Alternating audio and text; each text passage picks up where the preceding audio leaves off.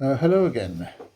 In this exercise, we want to do another velocity time exercise using an alternative method to one I've used before. In other words, we're going to use relative motion. And I'm going to use the same example as I used in the previous video.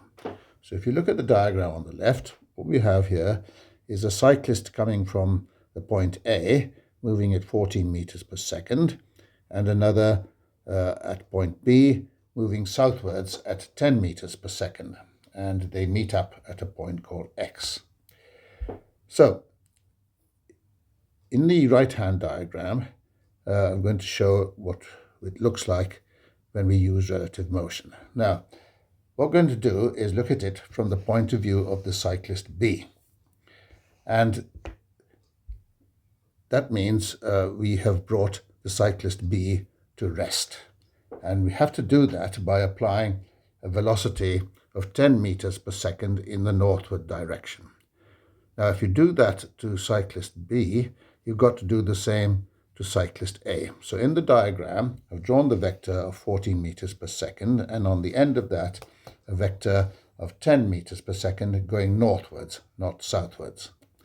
And the angle of 60 degrees is correct because if B is stationary, he sees the cyclist from A coming at him from a direction of 60 degrees. So the rest of that now is very easy once you've grasped the diagram. So all we have to do is use the cosine rule, and from that we have cos 120 equals v squared plus 10 squared minus 14 squared over 2 times 10 times v, which is v squared minus 96 over 20v. And so v squared minus 96 over 20v is cos 120, which is minus 0.5. And then that leads to v squared minus 96 is minus 10v. And in turn, that leads to v squared plus 10v minus 96 is 0, which factorizes quite nicely as v plus 16 times v minus 6 is 0. So v is 6 or minus 16. Now, as A is approaching B, we take v equal to the positive value, which is 6.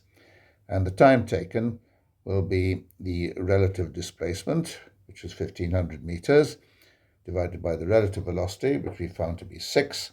And then 1,500 divided by 6 is 250 seconds. That brings us to the end. Thanks very much for listening.